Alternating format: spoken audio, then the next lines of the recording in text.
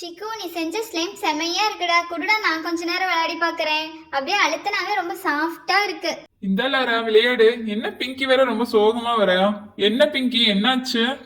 டேய் சிக்கு, எங்க அம்மாவை கடையில ஸ்லைம் வாங்கி தர சொன்னேன்டா. அதெல்லாம் கெமிக்கல், நீ வாயில வச்சிருவ, விஷம் அப்படின்னு சொல்லி திட்டிட்டாங்கடா. அப்படியா ரோசி, நீ ஃபீல் பண்ணாத. உனக்கு வீட்லயே கெமிக்கல் இல்லாத ஒரு ஸ்லைம் செஞ்சு தரேன். அம்மா திட்டவே மாட்டாங்க. அதுக்கு ஒன்னே ஒண்ணு போதும். கத்தாழை செடி இருக்குல்ல, அந்த கத்தாழை செடி இருந்தா கொண்டு வந்து தரியா? இந்தடா சிக்கு, எங்க வீட்ல நிறைய இருக்கு.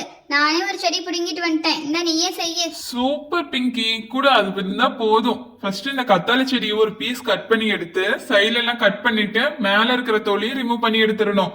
அப்புறம் அதுக்குள்ளார ஜெல்லி மாதிரி இருக்கு பாரு, இதுதான் நமக்கு பேசிக்கானது. இப்ப இந்த ஜெல்லிய வந்து நம்ம ஒரு கத்தியோ இல்ல வேற எதையோ வச்சு ஷார்ப்பா சுரண்டி எடுக்கணும். சிக்ஸாக்கா இருக்கிற கத்தி மாதிரி இருந்தா இன்னும் நல்லா இருக்கும். இந்த ரொம்ப மாதிரி இருக்கும்ல, அதுதான் அந்த கத்தியில வந்து சுரண்டி எடுக்கணும். அப்படியே கட் பண்ணி போட்டுறக்கூடாது.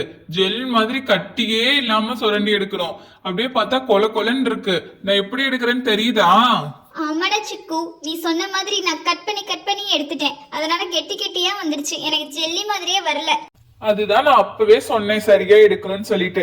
அடுத்துதான் ரெண்டாவது ஒரு மெயின் இன்கிரியன்ஸ் இருக்கு. இது கரெக்டா போடணும். அரிசி மாவு இருக்கு இல்ல, கடையில எல்லாம் அம்மா வாங்கி வைப்பாங்கல்ல, அந்த அரிசி மாவை நான் எடுத்துட்டு வந்து அந்த அரிசி மாவை தான் இதை நான் மிக்ஸ் பண்ண போறேன். இந்த அரிசி மாவை மிக்ஸ் பண்ணி நல்லா கலக்கணும். மைதா மாவு, கோதுமை மாவு எல்லாம் போடக்கூடாது. அரிசி மாவு தான் போடணும். இது கடையிலேயே பேக்கெட்டா இருக்கு. இல்லைன்னா அரிசியை ஊற வச்சு நாமளே வீட்டுல பவுடர் பண்ணி வரன்னு காய வச்சுக்கலாம். அந்த அரிசி மாவை நைஸா அரைச்சு அரிசி மாவை போட்டு மிக்ஸ் பண்ணிக்கிட்டே இருக்கணும். பண்ணும்போது நமக்கு நல்லா கொல கொலன்ட்டு ஒட்டாம நல்லா வரும். அடுத்துதான் நமக்கு கலர்ஸ் ஏதாவது வேணும்னா மிக்ஸ் பண்ணிக்கலாம். என்ன கலர்ஸ்ல வேணும்னாலும் கலர்ஸ் மிக்ஸ் பண்ணிக்கலாம். நாம என்ன கலர் மிக்ஸ் பண்ணலாம்? பேசாம நம்ம ரெட் மிக்ஸ் பண்ணிக்கலாம். அதுதான் ரொம்ப அழகா இருக்கும். நீ சொன்ன மாதிரியே நான் ரெட் கலரே மிக்ஸ் பண்ணிட்டேன் லாரா. இப்ப ரெட் என்ன வரவே மாட்டேங்குது. சரி, இப்படி போடலாம். ரெட் மிக்ஸ் பண்ணிட்டேன். இப்ப நல்லா போட்டு கிளறிக்கணும்.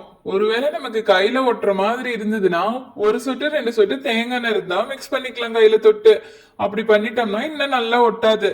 இப்ப நீங்க கரெக்டா மிக்ஸ் பண்ணிட்டு குழந்தைங்களுக்கு, சின்ன பிள்ளைங்களுக்கு எல்லாம் விளையாட கொடுத்தா ரொம்ப ஜாலியா விளையாடுவாங்க. டேய் சூப்பர்டா சிக்கு, நானும் இதே மாதிரி வீட்ல போய் ட்ரை பண்ண போறேன். ட்ரை பண்ணி என்னோட பாப்பாவுக்கு நான் செஞ்சு தருவேனே, அவ ஜாலியா வச்சு விளையாடுவா. இதுல வந்து நம்ம கலர்ஸ் கலக்கல்னா அந்த கெமிக்கலும் இல்ல, கத்தாழையும் அரிசி மாவும் தானே, இது ஒரு பிரச்சனையும் இல்லையே. ரோசி, நீ தானே ஆசைப்பட்ட விளையாடணும்னு சொல்லிட்டு. இந்தா ரோசி, நீ கொஞ்ச நேரம் விளையாடி பாரு. தேங்க்ஸ்டா சிக்கு, செம்ம ஐடியா கொடுத்துருக்கேன். நான் வீட்ல போய் எல்லாத்தையுமே செஞ்சு ட்ரை பண்ணி பார்க்க போறேன்டா. இதுல நான் நிறைய கலர்ஸ் மிக்ஸ் பண்ணி ஒவ்வொரு கலர்ஸையும் வச்சு விளையாடுவேனே. எங்க அம்மா கிட்ட காட்டுறேன். எங்க அம்மா திட்ட மாட்டாங்களே, எப்படி செஞ்சேன்னு சொல்லி என்ன கேட்க போறாங்க. எங்க அம்மாவுக்கு இதே மாதிரி செஞ்சு கொடுப்பேன். ஓகே ஃப்ரெண்ட்ஸ், நீங்க எல்லாருமே செஞ்சு பாருங்க. இதே மாதிரி கிராஃப்ட் பார்பி வீடியோஸ்லாம் வேணும்னா நம்ம சேனலை மறக்காம சப்ஸ்கிரைப் பண்ணிடுங்க. தேங்க்யூ.